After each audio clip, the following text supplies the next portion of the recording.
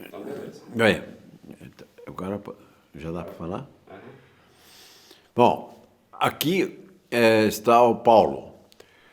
E eu sou filho de colono e quando eu era bem jovem, de uns 8, 9 anos, eu já estava praticando um tipo de caçada, porque quando a gente planta na roça, a semeadura é feita sempre com sementes na mão e joga na terra.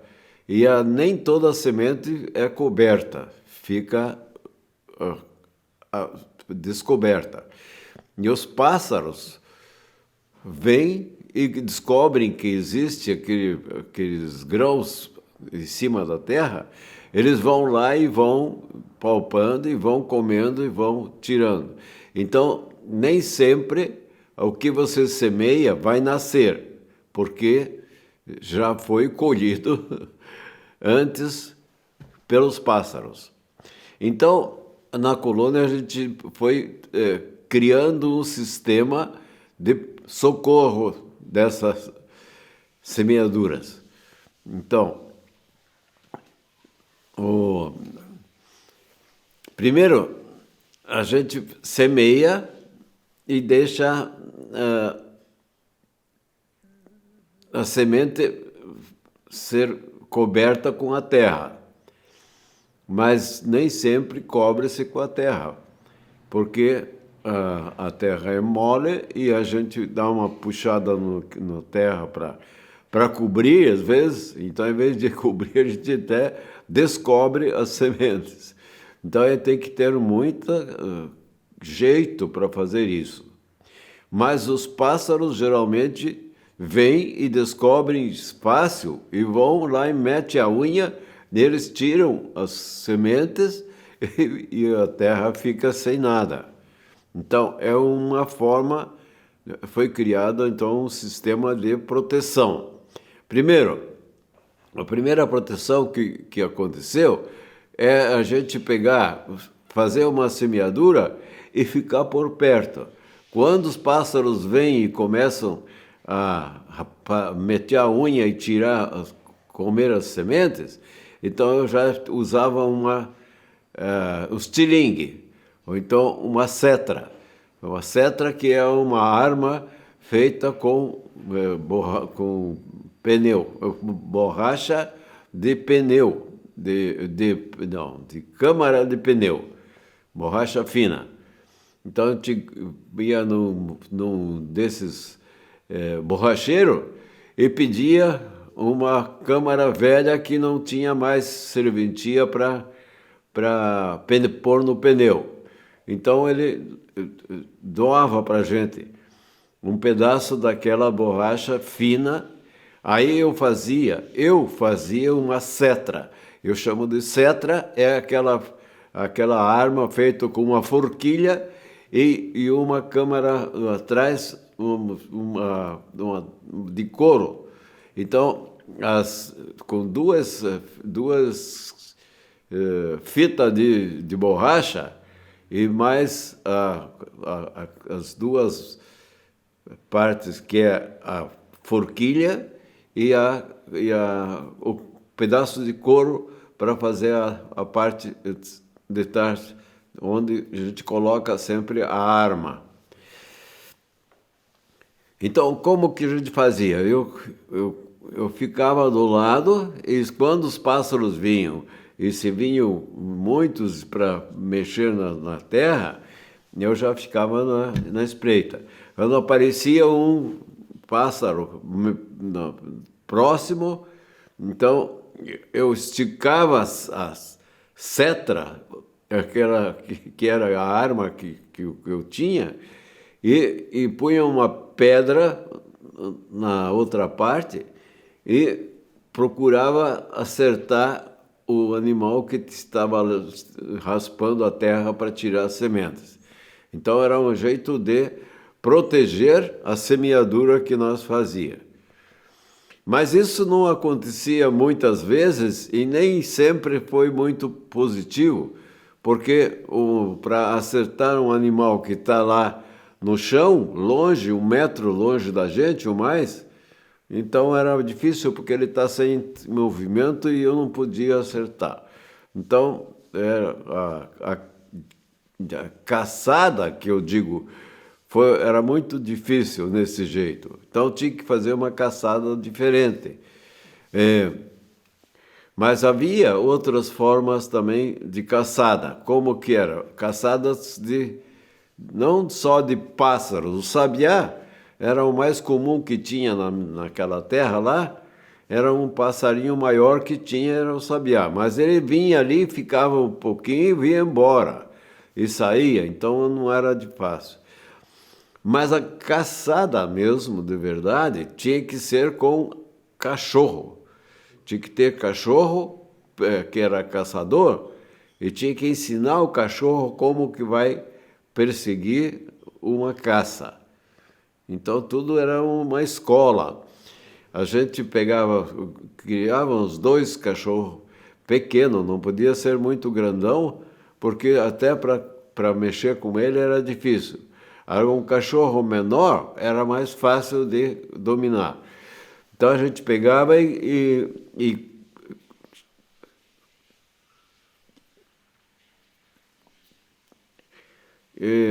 criava, conseguia 2 cachorros pequenos e criava em casa já com uma certa disciplina. Então, ensinava eles a comer certo, no lugar certo e também a perseguir um caminho de um animal. Que todo cachorro, ele sente com uma facilidade muito grande quando existe um caminho, um carreiro de um animal selvagem e que ele pode perseguir. Então a gente levava eles até um lugar onde tinha um carreiro de percebia que era onde andavam alguns bichinhos. Então eu chegava lá e mostrava para ele, e ele chegava lá, então ele ia cheirando o caminho, ia perseguindo aquele caminho. Então ele estava aprendendo como perseguir um animal para caça. E a gente foi então usando esse sistema e ensinando o cachorro a perseguir. E quando ele perseguia um caminho, e a gente ia atrás, e ele ia perseguindo um caminho, e daqui a pouco o outro que estava atrás dele também vinha. Então eram 2 cachorrinhos seguindo um caminho de um bichinho qualquer selvagem que estava naquela linha, naquele carreiro. Aí então a gente convocava esses cachorros a fazer esse caminho atrás e tal. E quando eles estavam perto, eles começavam a dar as latidas. Então, essa latida era um sinal de que ele descobriu um cheiro do bichinho, né? E ia atrás. E quando estava perto de um bichinho, assim, então ele dava umas latidas fortes. E a gente ia atrás dele e convocava ele para ir para frente. Daí ele ia atrás e outro cachorrinho ia junto. Então, 2 cachorros perseguindo um rasto de um animal selvagem. E isso ia acontecendo. Mas a gente tinha sempre uma arma diferente. Então, como que a gente podia caçar um animal desses que estava sendo perseguido pelos cachorros? Então, em casa, meu pai já tinha usava sempre uma espingarda. Essa espingarda era de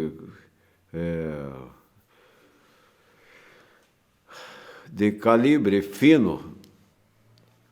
Então, era uma espingarda com cano comprido, de 80 centímetros de cano, e tinha várias espessuras. Então esse cano era comprido e tinha uma vareta que podia fazer a limpeza dentro e também podia carregar, colocar chumbo lá no fundo daquele cano e socar com uma vareta de ferro, pondo um papel, fazendo para fazer uma tampa. Então, assim, essa era uma pica-pau. A pica-pau era uma espingarda de carregar com chumbo e fechar com papel ali atrás e podia atirar. Quando se atirasse, você tinha que bater no gatilho para que explodisse. E quando ela explodia, ela saía do cano o chumbo. O chumbo eram os 8 ou 10 peças de chumbo fino. Então, essa era a pica-pau. Chumbo fino eram rolinhos de chumbo bem fino, e quando saía do cano, com uma explosão, saía do cano e ele abria, fazia um teto, assim, se abria para os lados. Então, qualquer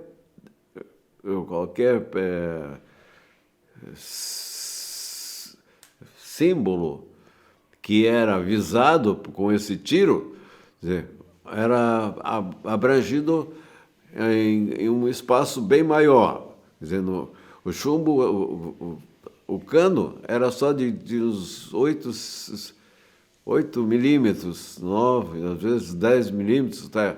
Ou 15. Quando era 15 já era uma espingarda de chumbo bem grosso. Então, quando saía esse chumbo, fazia uma espécie de uma peneira de chumbos. Então, sempre a peça visada, ou então o animal que estava sendo perseguido, ele era abrangido por volta bem grande. Então, havia que cada cano tinha um número, assim, se era de pica-pau, era de chumbo fino. Era de chumbo fino e era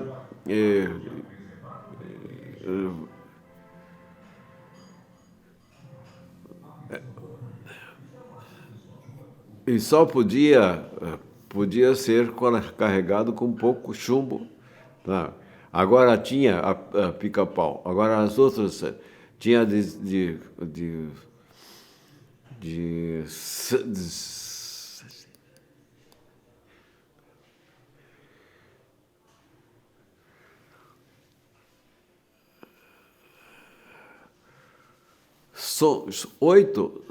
8 ou 10 milímetros a abertura do cano era 36, e depois tinha o cano 38 também.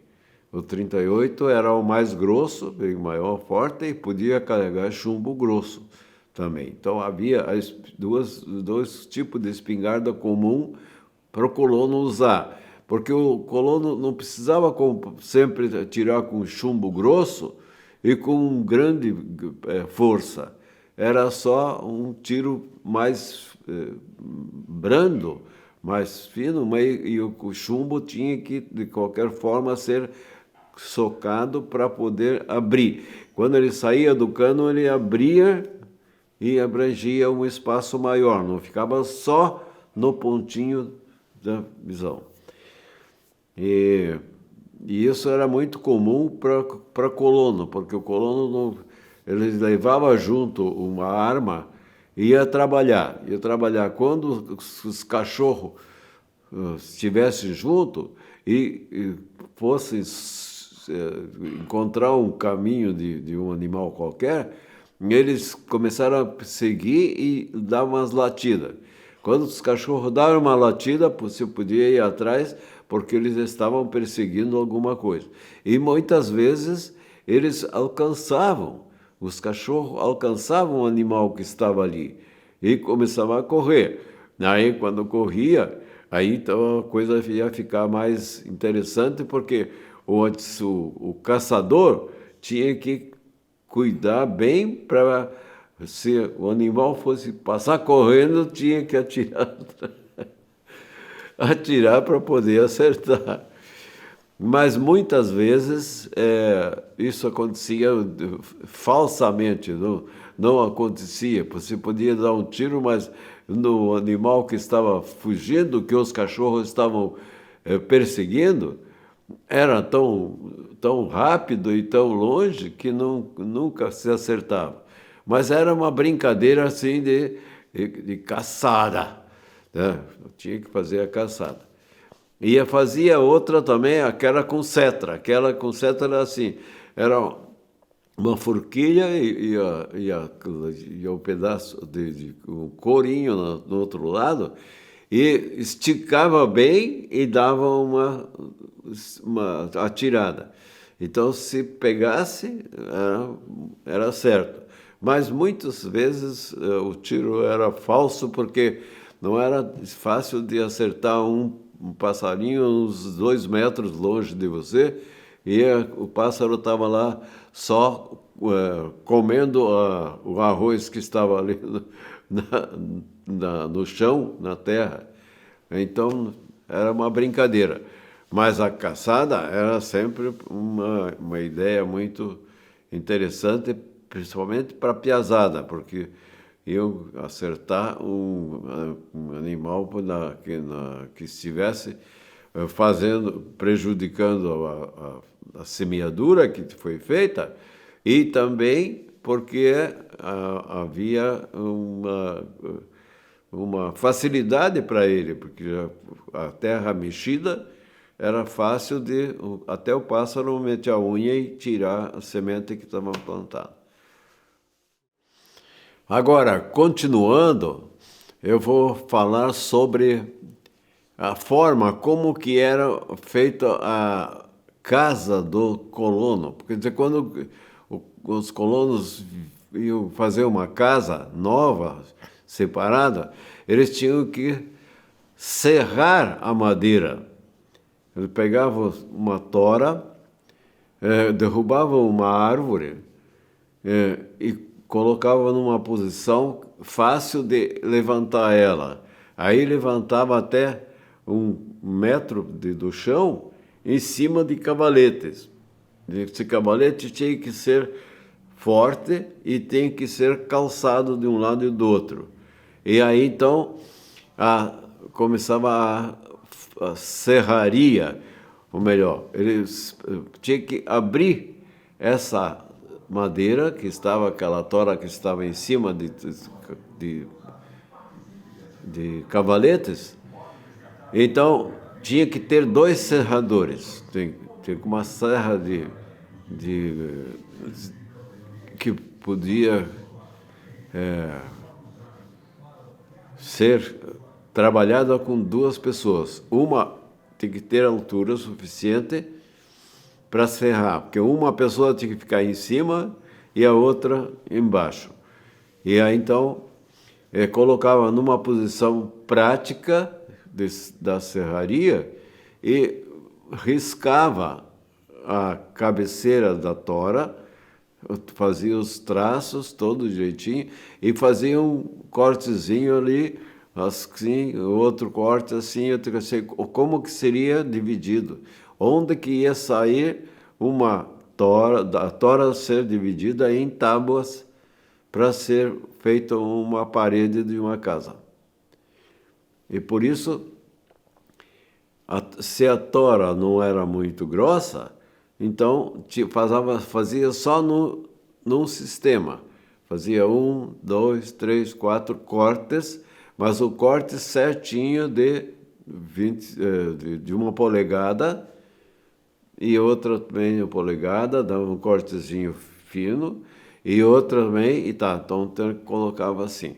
Então pegava a primeira e o outro lado tinha que riscar a tora até o outro ponto, outro lado, porque o corte tinha que seguir aquele risco até a outra ponta. E assim, então, começava a serraria. Deixava um serrador embaixo, aqui, puxando, e outro puxando para cima, e a serra só descia, ela só serrava na descida. Então, levantar era fácil, mas para descer era preciso que os dois, o de cima empurrasse e o de baixo puxasse.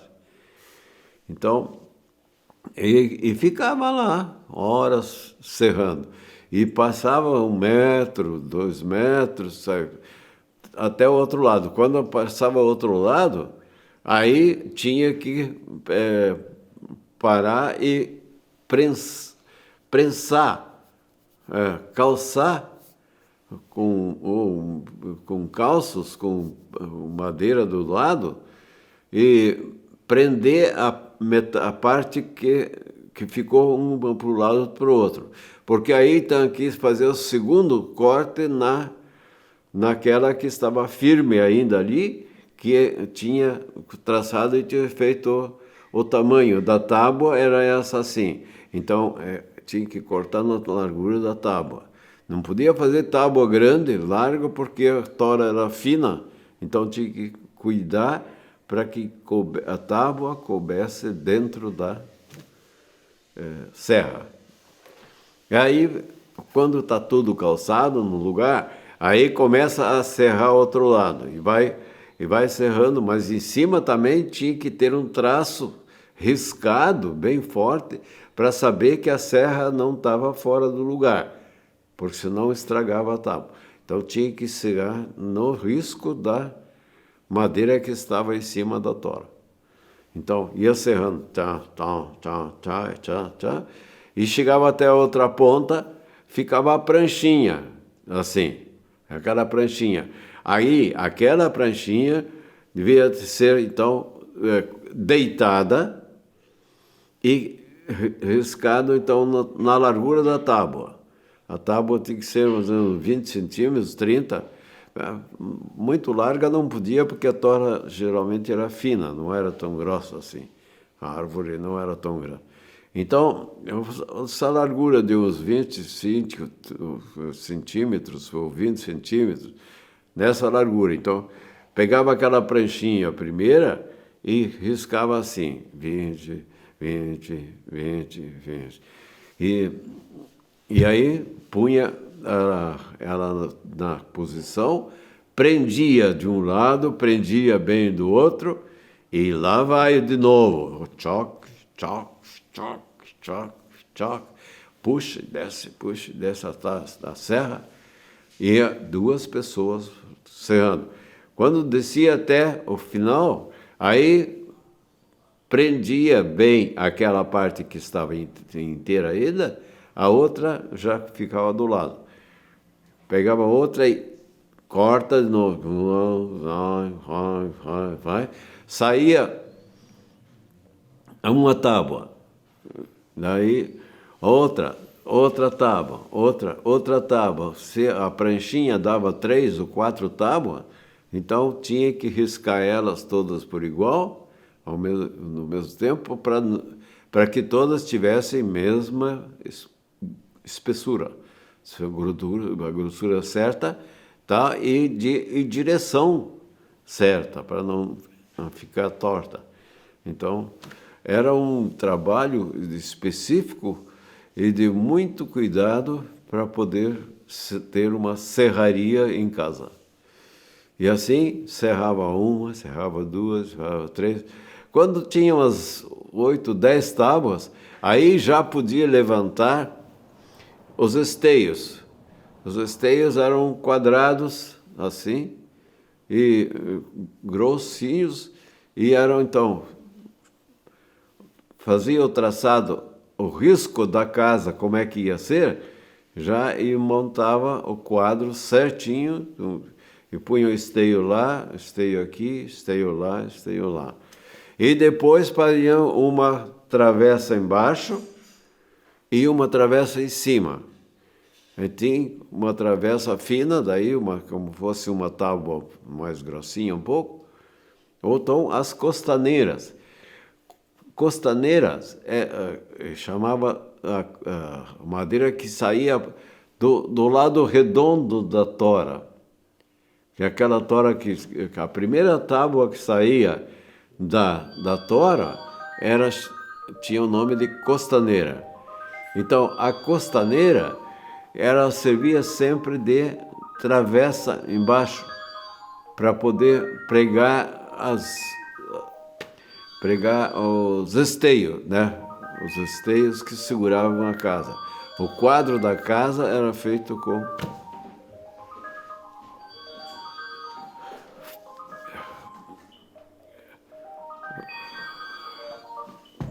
não, entendeu?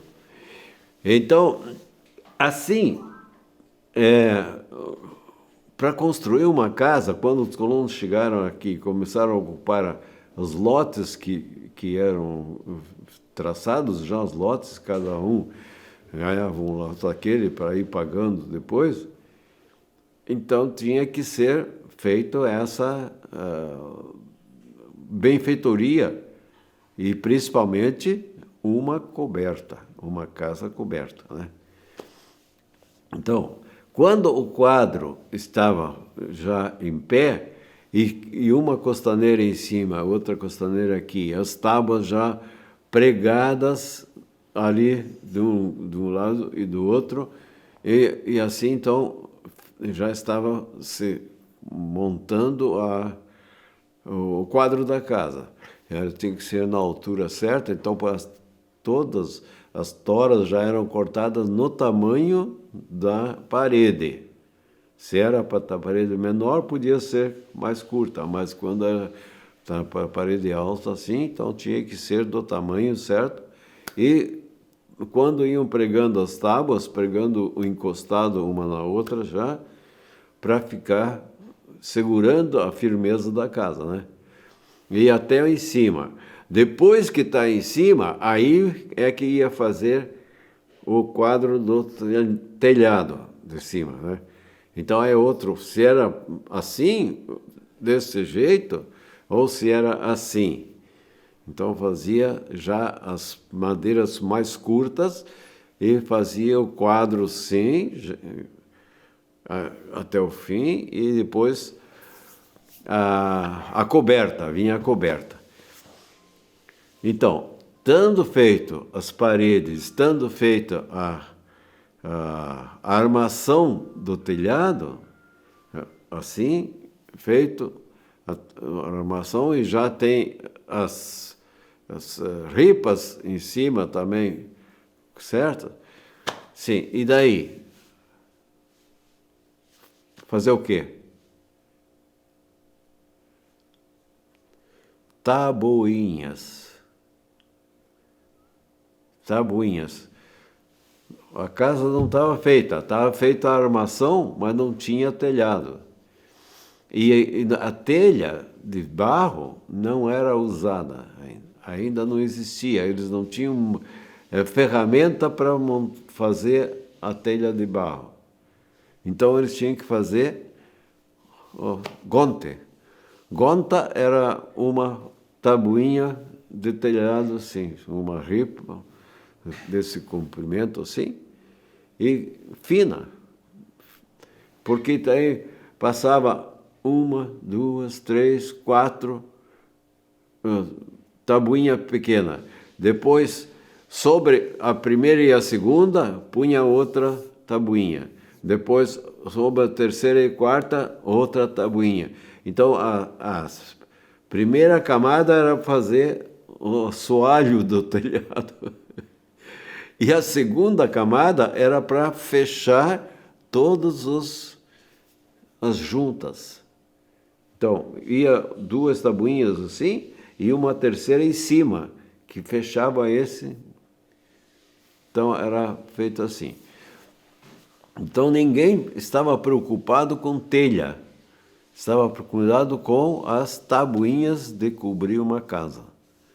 E a casa feita assim, então cobria com as tabuinhas de um lado, cobria do outro com tabuinhas do outro lado, e depois em cima fazia uma tampa assim também, com duas tabuinhas pregadas uma na outra, e colocava em cima assim, para poder defender bem. Era a forma de construir uma casa em madeira. E isso lá eu sei porque na minha casa o meu pai acho que o meu pai, não sei quem mais que ajudava ele, que fizeram isso, fizeram dessa forma.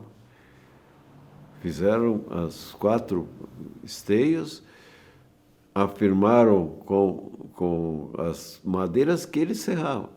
Que depois é que um compadre, imagina, um compadre do meu padrinho, que era Antônio Pleschak.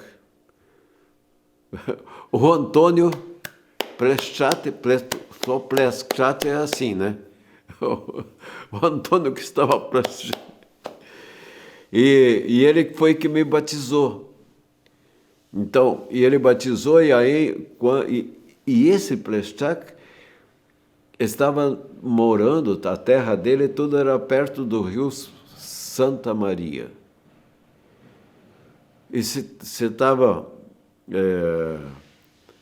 perto do rio, então a terra dele se esticava. Ele criava gado, tinha uma fazenda, criava gado lá. Então, mas também na outra ponta do terreno dele era uma baixada assim. Então ele pegou e usou a água que estava no rio Santa Maria e fez um canal e puxou a água dele lá para a terra dele e esticou aquela terra, aquela água caindo em cima dos barrancos dele lá para baixo. Aí descobriu que já conhecia, certo? Porque ele era uma pessoa já velha e sabia do sistema, né? Construiu uma roda d'água com gavetas. Então, uma roda grande assim, e pôs as travessas assim, então, e cada travessa, 2 travessas, punha uma gaveta assim na roda, e aquela água vinha lá do canal e enchia essa gaveta. Enchia essa gaveta, então se ela estava em cima do eixo, ela rodava, porque a água pesava e levava a roda para baixo, né? E a outra gaveta já ficava esperando e já pegava água também. Então, umas 5 gavetas assim estavam girando uma roda grande como isso, assim, com a altura. E essa roda tinha um eixo comprido e lá na outra parte tinha correia. E aquelas correias puxavam a serraria, a serra. Então, a roda d'água era a força para puxar uma serraria. E com isso meu pai já ganhou um pedaço, umas tábuas, porque quando os caras serravam por tábuas bem feitas, bem serradas, né? Bem finas, prontas. Mas tinha as costaneiras, tinha aquelas tábuas com um pouco de defeito. E aí o meu pai trabalhava também, o meu pai era carpinteiro, e trabalhava junto com esse fazendeiro, e era amigo, assim, né? O pai ia lá e ficava uma semana inteira trabalhando lá só para construção